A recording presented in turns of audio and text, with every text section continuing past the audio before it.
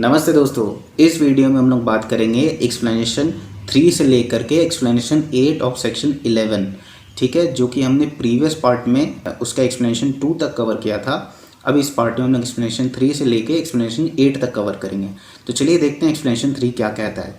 Explanation 3 कहता है the matter above referred to must in the former suit have been alleged by one party and either denied or admitted expressly or impliedly by other party. तो इसका मतलब यही है कि एक suit में क्या होता है कि एक पार्टी जो है वो अलेज करता है और दूसरा पार्टी जो है उसको एक्सेप्ट या फिर डिनाई करता है।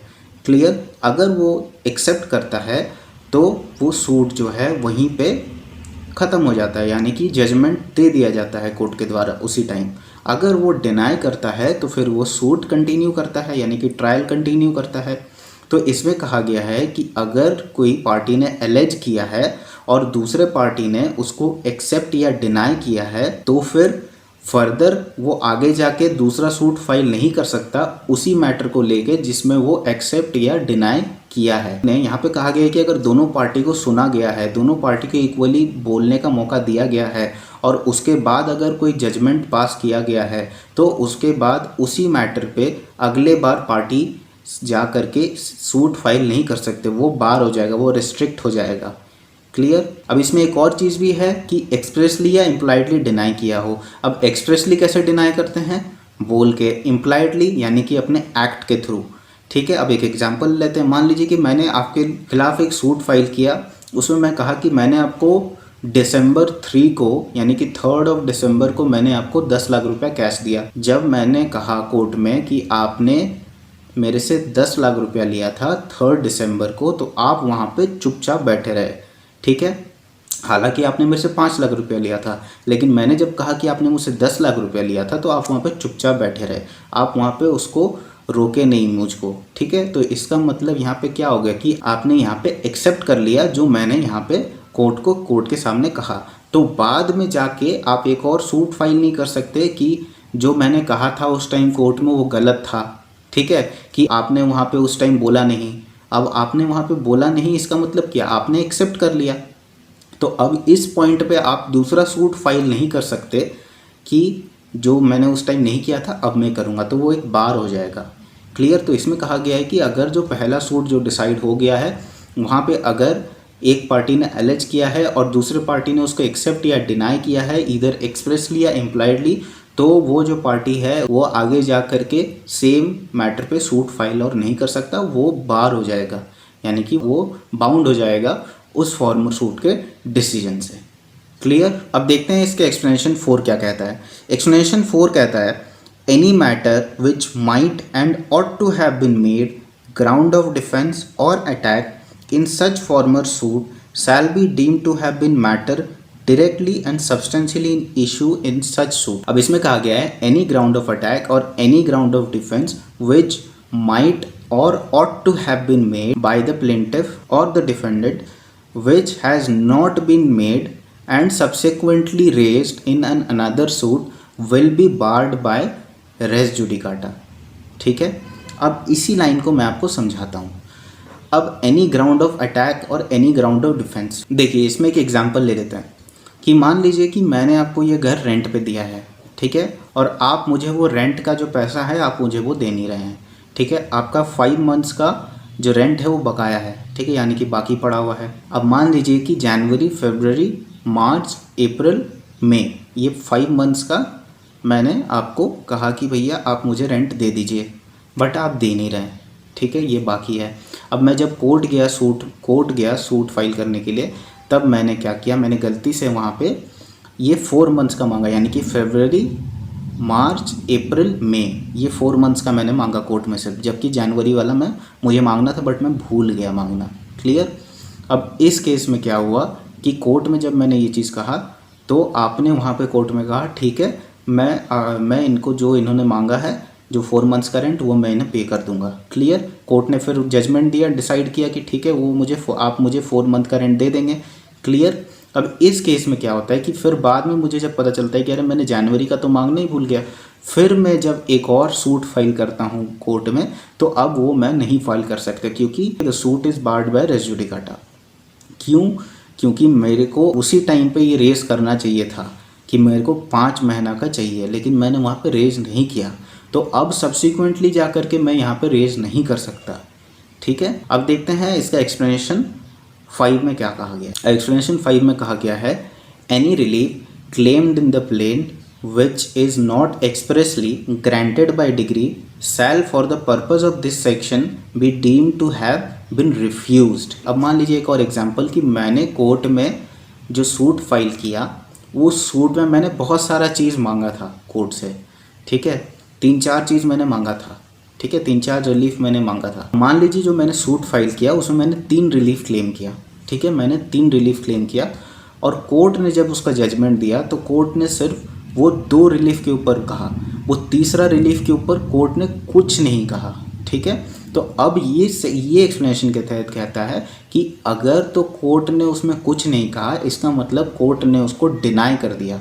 ठीक है, अब मैं बाद में एक और सूट फाइल करके वो जो तीसरा वाला रिलीफ था वो मैं क्लेम नहीं कर सकता, क्योंकि जब मैंने क्लेम किया था कोर्ट में तो कोर्ट ने उसमें कुछ नहीं कहा, यानी कि उस रिलीफ को लेके उसने कुछ जजमेंट नहीं दिया। इसका मतलब ये है कि कोर्ट ने उसको डिनाई कर दिया, मेरे जो रिलीफ था उसको कोर्ट ने डिनाई कर दिया। तो अब मैं जाके वापस से एक और सूट फाइल करके वहाँ पे ये चीज़ क्लेम नहीं कर सकता। इसका मतलब बस इतना ही है।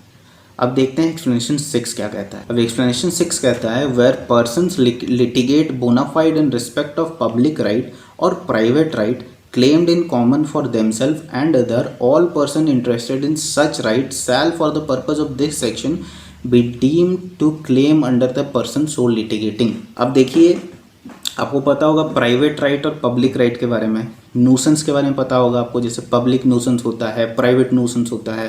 पब्लिक न्यूसेंस क्या हुआ कि annoyance created in the mind of public at large.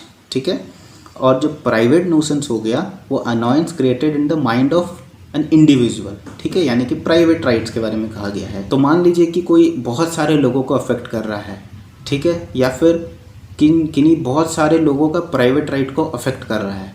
Clear, तो अब इस केस में क्या सारे इंडिविजुअल एक एक केस फाइल करेंगे? नहीं, यहाँ पे उनमें से कुछ लोग यहाँ पे रिप्रेजेंटेटिव सूट फाइल करेंगे। अब रिप्रेजेंटेटिव सूट क्या होता है? रिप्रेजेंटेटिव सूट जो होता है वो सिविल कोर्ट्स में ऑर्डर 1 रूल 8 के तहत चलता है, यानी कि उसका प्रोसीजर जो है ऑर्डर 1 रूल 8 के प्रोसीजर से चलता है। अब आपने एक और चीज़ सुना होगा पीआईएल्स के बारे में। पीआईएल्स क्या होता है आपको पता है? पीआईएल्स आर्टिकल 226 और आर्टिकल 32 के अंदर हाई कोर्ट और सुप्रीम कोर्ट में फाइल किया जा सकता है, लेकिन ये जो रिप्रेजेंटेटिव सूट है ये सिविल कोर्ट्स के अंदर ऑर्डर 1 रूल 8 के तहत यहाँ पे चलता है।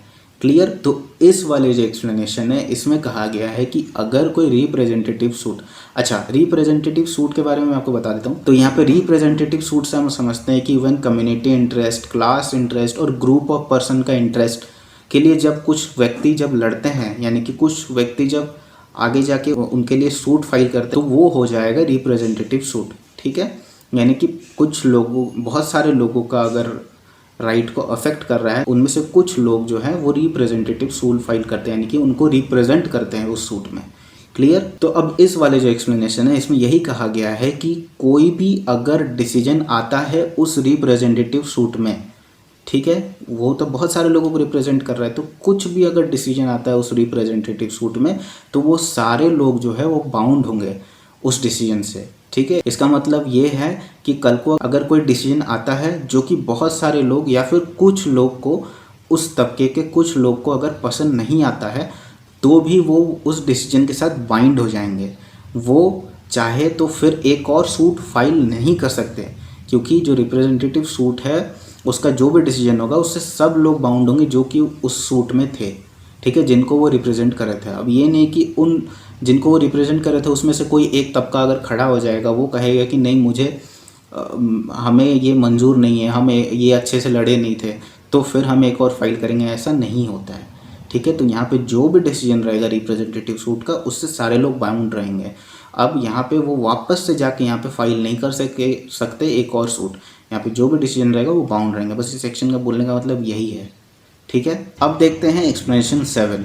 एक्सप्लेनेशन 7 कहता है, the provisions of this section shall apply to a proceeding for the execution of a decree and references in this section to any suit issue or the former suit shall be construed as references respectively to a proceeding for the execution of the decree. Questions arising in such proceedings and the former proceeding of the execution of that degree. सबसे पहले तो यहाँ पे हमको समझना पड़ेगा थोड़ा basics कि जब डिग्री पास होता है तो जिसके फेवर में वो डिग्री पास हुआ है वो होता है डिग्री होल्डर, क्लियर, और जिसके अगेंस्ट में वो डिग्री फाइल किया गया है वो होता है जजमेंट डेटर, ठीक है, क्लियर। तो अब इस केस में जब डिग्री पास हो गया है तो उस डिग्री को फॉलो किसको करना है, जजमेंट डेटर को, ठीक है, जजमेंट डेटर को उस डिग्री को फॉलो करना है। तो अब इस केस में अगर जजमेंट डेटर फॉलो नहीं करता उस डिग्री को, यानी कि डिग्री में जो भी कहा गया उसको वो नहीं मान रहा है, तो क्या होगा, डिग्री होल्डर को तो वो रिलीफ चाहिए, तो डिग्री होल्डर क्या करेगा, फिर कोर्ट में बोलेगा कि एग्जीक्यूशन कराने के लिए, तब जाके एग्जीक्यूशन होता है उस डिग्री का, ठीक है। एग्जीक्यूशन का मतलब यही हो गया कि उस डिग्री को एग्जीक्यूट करना, ठीक है, उस डिग्री को रियलिटी में जो चाहता था, वो जजमेंट का जो मोटो था वो उसको हासिल करवाता है एग्जीक्यूशन, ठीक है। अब जनरली क्या होता है, जिस कोर्ट में ट्रायल चल रहा है वही कोर्ट एग्जीक्यूट करता है जनरली, ठीक है। बट कुछ कुछ केसेस में क्या होता है, जब उस कोर्ट के पास, यानी कि मान लीजिए जो कि जजमेंट डेटर है, अगर उसका कुछ प्रॉपर्टीज़ बाहर सिचुएटेड है, जहाँ पे ट्रायल चल रहा है वहाँ से कोई बाहर यानी कि दूसरे जगह में कोई सिचुएटेड है, तो उस केस में जो ट्रायल कोर्ट है वो उस डिग्री को एग्जीक्यूट करने के लिए उसी लोकेलिटी के कोर्ट में भेज देगा जहाँ पे जजमेंट डेटर का प्रॉपर्टीज़ है, क्योंकि वो लोग इजीली उसको एग्जीक्यूट कर सकते हैं। मान लीजिए जजमेंट में आया कि उसको 10 लाख रुपए देना पड़ेगा, यानी कि जजमेंट डेटर को 10 लाख रुपए पे करना। अब जजमेंट डेटर के पास पैसा नहीं है तो यहाँ पे कोर्ट उसको उसका प्रॉपर्टीज से लेगा पैसा। तो अब जो ट्रायल कोर्ट है और जो जजमेंट डेटर का जो प्रॉपर्टी है वो ट्रायल कोर्ट के लोकेलिटी के पास नहीं है, वो किसी और लोकेलिटी में। तो ट्रायल कोर्ट क्या करेगा, वो उसी लोकेलिटी के कोर्ट को एग्जीक्यूट करने के लिए भेज देगा कि ये लो डिग्री और इसे एग्जीक्यूट करो। क्लियर एकदम, मैं आपको बहुत ही साधारण सी भाषा में समझा रहा हूँ कि ऐसे होता है एग्जीक्यूशन। अब जिसको ट्रायल कोर्ट ने भेजा एग्जीक्यूट करने के लिए वो हो गया executing court, execution court. Clear, इसमें बस यही कहा गया है कि जो भी एग्जीक्यूशन कोर्ट जजमेंट देगा, जो भी एग्जीक्यूशन कोर्ट करेगा on the point of execution, वो एक तरीक़ा से रेस जुडिकाटा होगा फर्दर सूट्स के लिए। यानी कि अगर जजमेंट डेटर या फिर दोनों पार्टी में से कोई भी पार्टी अगर एक और सूट फाइल करते हैं on the point of execution कि वो गलत है या सही है, तो उसको वहाँ पे डिसमिस कर दिया जाएगा, वो वहाँ पे बार हो जाएगा, क्योंकि ऑलरेडी कोर्ट ने जो है डिसाइड कर लिया था और जो एग्जीक्यूशन कोर्ट जो है उसका जो डिसीजन है वो बाइंडिंग रहेगा।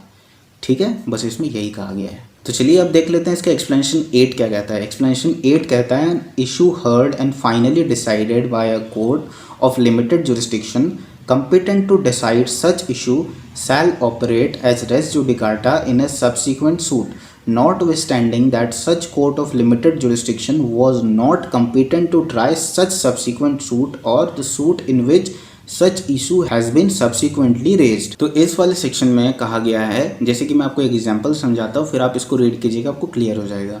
अब देखिए, मान लीजिए कि मेरे और आपके बीच में कोई एक मैटर है, हम उसे कोर्ट ऑफ स्मॉल कॉजेस के पास लेके गए, ठीक है, 2001 में, और उसका डिसीजन आ गया।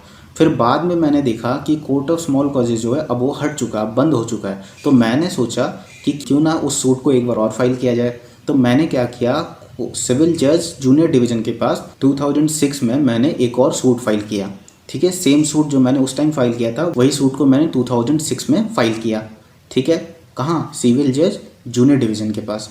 क्लियर। अब वहाँ पे मैंने कहा कि क्योंकि 2001 में जो डिसीजन आया था कोर्ट ऑफ स्मॉल कॉजेस का, अब वो कोर्ट यहाँ पे है नहीं, यानी कि अब उस कोर्ट के पास पावर है नहीं उस केस को डिसाइड करने के लिए। ठीक है, तो वो जो केस है उसको आप वापस से डिसाइड करिए। ठीक है, तो यहाँ पे जो है सिविल जज जूनियर डिवीज़न जो है वो यहाँ पे केस नहीं ले सकता। क्यों नहीं ले सकता, क्योंकि ऑलरेडी जो है वो suit finally heard and decide हो चुका है 2001 में। तो अब 2006 में मैं वापस से फाइल नहीं कर सकता उस केस को। क्लियर। वो अलग बात है कि उस पर जुडिस्डिक्शन अब आज की डेट में है नहीं है, लेकिन जब वो डिसाइड किया था 2001 में उसके पास जुडिस्डिक्शन था, हाँ था, तो उसका जो जजमेंट रहेगा वो बाइंडिंग रहेगा, चाहे आज उसके पास वो जुडिस्डिक्शन हो या ना हो। ठीक है, बस इसमें यही कहा गया, आप इसको अच्छा से रीड कीजिएगा, आप कोई और इसको जो मैंने कहा है इसको आप इससे मैच कीजिएगा, आपको समझ में आ जाएगा। ठीक है, बस इस सेक्शन में यही है।